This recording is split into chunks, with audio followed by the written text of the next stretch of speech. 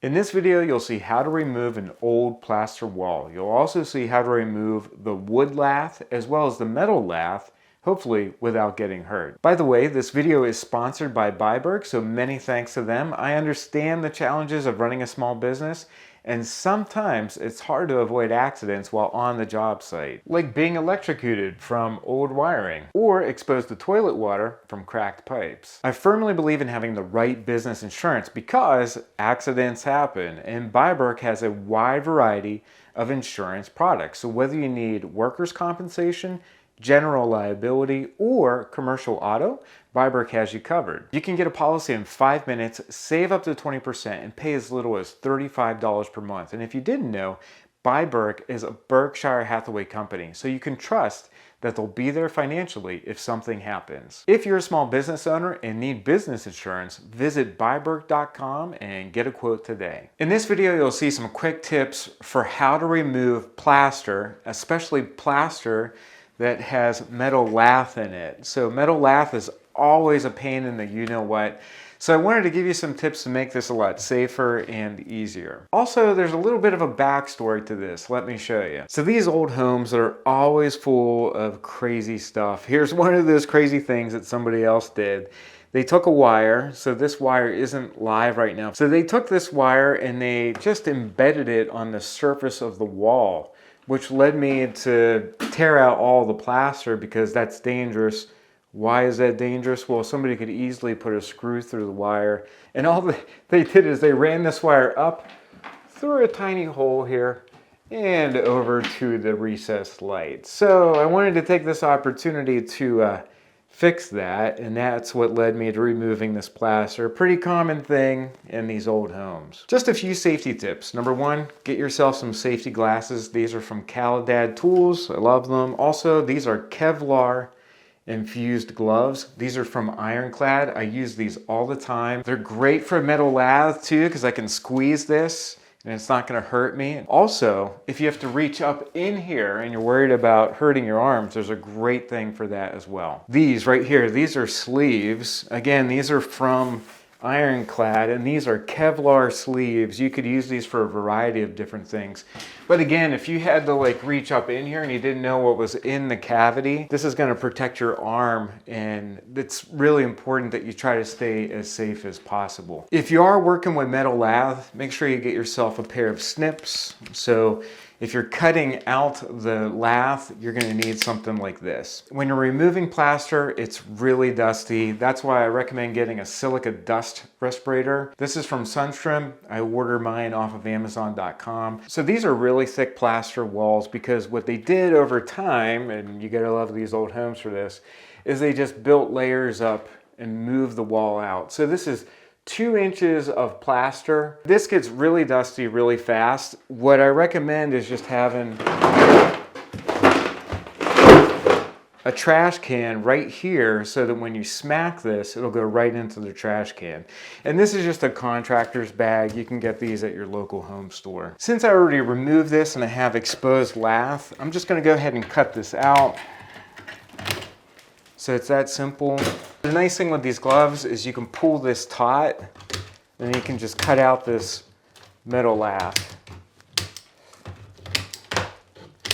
So that way this, isn't going to be here to like hit you in the arm if you miss with your hammer. But the other thing I recommend is just push this in like so. That way, I don't have these jagged edges sticking out that'll hurt me. So the first thing we're going to do is put our silica dust respirator on here. The strategy is to smack this with my hammer and have it go right into the trash can. Since I have about 2 inches of plaster, this took a lot of elbow grease. So just plan on this taking a little bit. Be patient. Pull back the metal lath if you have any. That'll help you reveal more plaster that you can remove down into the waste can. I'm going to stop here because I want to share some dangerous things that are going on inside this wall. If you're tearing out plaster, you might see some of these problems. I hope that you don't. This is a GFCI. GFCI should be in kitchens and bathrooms. That's not the problem. The problem is they didn't put a Romex connector right here. The other thing is this isn't inside the box. This should be inside the box. This was just inside the wall, so you have exposed wires. Inside a wood wall. So what happens when you expose wood to electricity? Fires. The other thing is they ran the electrical wire along the wall here. You can see it's not inside the wall. It's on the surface of the wall. They just stapled it to this drywall here. So obviously they had the wall open at one point, but they didn't want to put this inside the wall. They just ran it to here. Then what I had was a hidden electrical box behind all of this plaster. You can't bury electrical boxes in a wall like that. They didn't even run the wires into the box. They ran them up and over and into the box like that. And again, there's no Romex cable connector right there, and they just ran it right through into this electrical box right here. If you see something like this, you have to take care of it. It's major code violation. And this is also a good reason why you'd want to tear out the plaster in an old house, especially if you've got electrical on that wall. Needless to say, we're going to fix all of these electrical issues. The next step for us is to take out this metal lath. Let me show you how we're going to do that. What I'll do is just push my garbage can underneath it and then empty out all that old plaster into the can. This is pretty simple and straightforward, and again, I do recommend wearing a respirator. So I'm just going to cut this out and dump it into the can. Here's a big tip. Keep the metal lath on the wall until the plaster falls onto it. Then you can move the plaster from the metal lath into the can and remove the lath using your snips. That helps reduce the amount of plaster that goes onto the floor. Again, I highly recommend wearing these gloves and protective sleeves when you're working with metal lath. And then you can just continue to move up the wall and remove the plaster like I'm doing here. And you can pull back the lath, fold it, and put it down into the can. In this case, our metal lath is nailed to our wood lath that's behind here. So if you have a nail like right here, what you have to do is remove that. So that just came right out.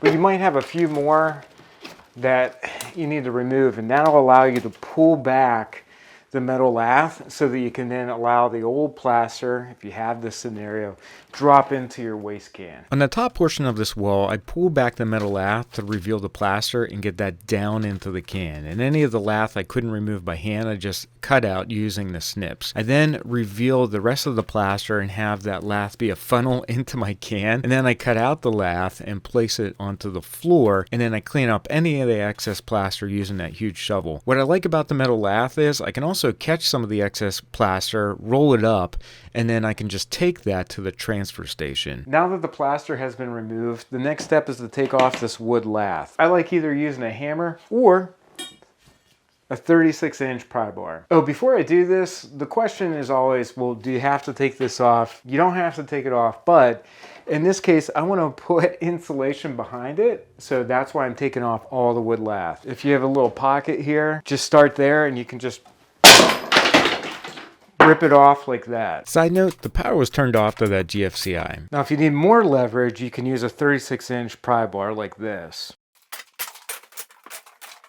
So you can just easily make your way down the wall. No doubt, I definitely recommend the Prybar over the hammer if you have the space to use it. So obviously you always want to be careful when you're doing this, especially if you have old wiring in the wall, like this knob and tube wiring. It's real easy to catch that on your Prybar or your hammer.